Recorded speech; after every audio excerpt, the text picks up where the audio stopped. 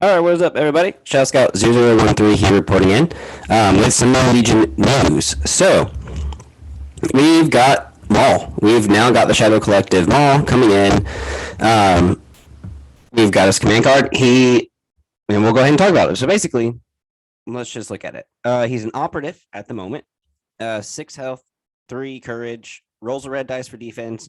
Basically, the same exact Maul, basically, as the CIS version. But there's two new things on here.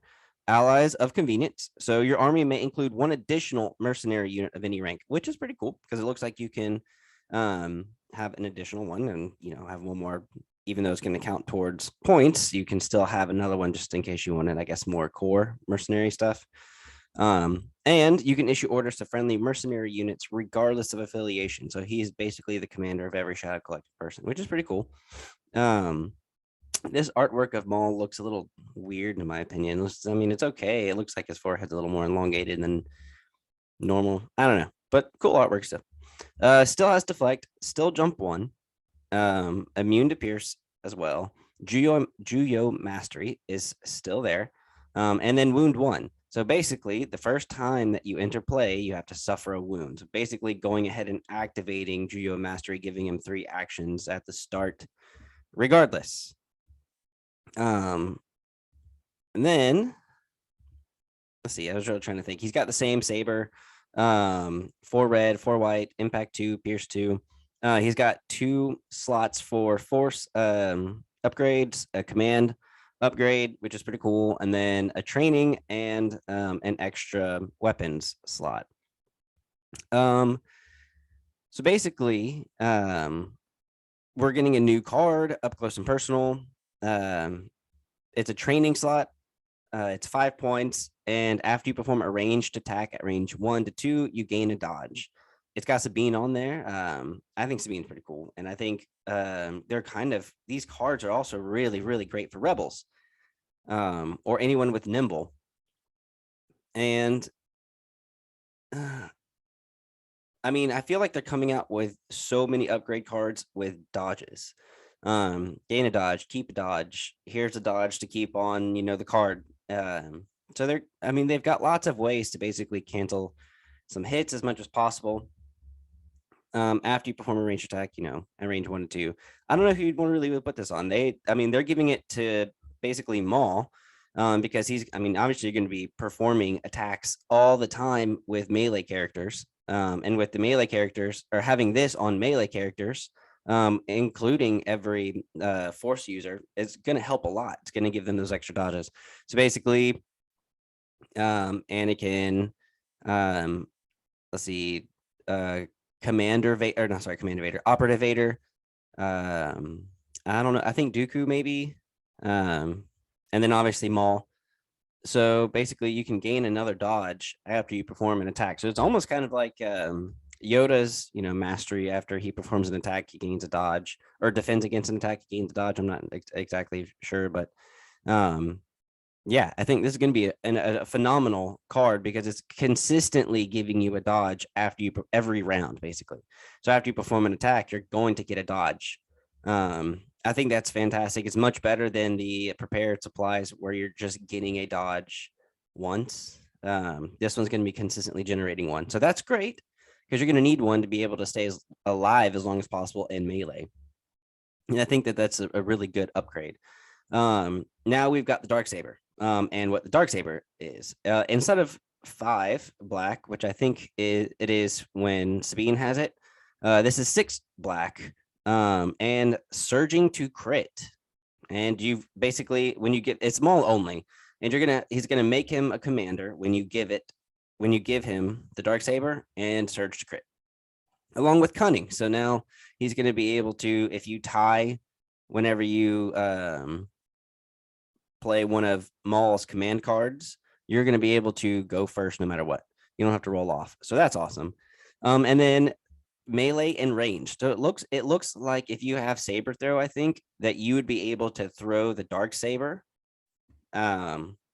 which is awesome. But I don't know why you would want to throw the dark saber when you could just throw the double lightsaber and get 4 red instead of 3, black. And if you have it, it looks like you're going to gain surge to crit. So correct me if I'm wrong in the comments, but it looks like if you have this attached and you're going to gain surge to crit. So if you have saber throw and you were to throw your double bladed lightsaber, you're going to have surge to crit no matter what, as long as you have this on here. It's kind of like a surge to crit upgrade in a way, is what it's sounding like, in my opinion. So I could be wrong. Correct me if I'm wrong. It's still impact 2, pierce 2, which is pretty cool. But I mean, I'm gonna still probably use the other one, his regular lightsaber. And then we have all 3 of Maul's. Well, it looks like not all 3, but it looks like we've got the 3 stuff for Maul, and it's pretty insane that the 1 pip or so that only it gives Maul only in order is 3 pips. His imminence is 2 pips, and then seize what power we can is 3 pips. Now you're gonna win, basically, if you ever play a 3 pip with a 3 pip. And so it's kind of like if you tie, then it becomes a 2 pip, 1 pip, 2 pip, but that's if you tie. Naturally, it's going to be higher, but whatever. Okay, so which magic? His basic, the one that just gives him the order, that's 3 pips, is you must nominate Maul. And then while building a command hand, treat this card as though it has a 1 pip. So you're only going to have a 1 pip. And then you're going to have basically 3 pips in your hand, but you have to treat it as if it's a 1 pip. And then remove up to 2 wounds tokens from any number. Remove up to 2 wound tokens and any number of poison or immobilized tokens from Maul. And then when Maul activates, he recovers. So this is basically like, a back to capsule card, and basically healing him and removing everything from him. It's a great reset for him. So that's awesome. That's cool. But it comes at the cost of, you're playing in as a 3 pip. I guess you're going to go second anyway, but it's not bad. I like the card. I mean, you're basically taking away everything that's bad for him, Yeah. His 2 pip, his imminence, Maul gains a dodge token, and then each other trooper unit at range 1 of Maul gains 1 suppression token. It kind of reminds me of Vader's stuff. So like if people are activating within range 1 to 2 of him, they get 3 suppression, but it's not quite that. So each other trooper unit at range 1 of Maul gains 1 suppression, and then when another friendly trooper unit at range 1 of Maul activates, it skips its rally step. That unit cannot be suppressed or panicked. So I guess you're giving out suppression to your own troopers basically in a way as well, but they won't panic or be suppressed anymore. So it's awesome. And that's where the danger sense is going to be fantastic, because if the pikes have danger sense and then they're surrounding Maul, they all get, a suppression, and then they can't get any more suppression or be panicked, but they're going to be able to have that extra defense dice. So that's pretty cool. And then the other 3 pip that Maul has is seize what power we can. You still must nominate Maul. Place 1 aim and 3 surge tokens on this card. Okay, so it's kind of like a cache again. Each time an enemy unit at range 1 of Maul spends an aim, dodge, or surge, you get to place that spent token basically of the same type, or you place 1 token of the same type on this card. So basically you can kind of take the one that you spent and put it on the card. Friendly mercenary units can spend tokens on this card as if it were their own unit.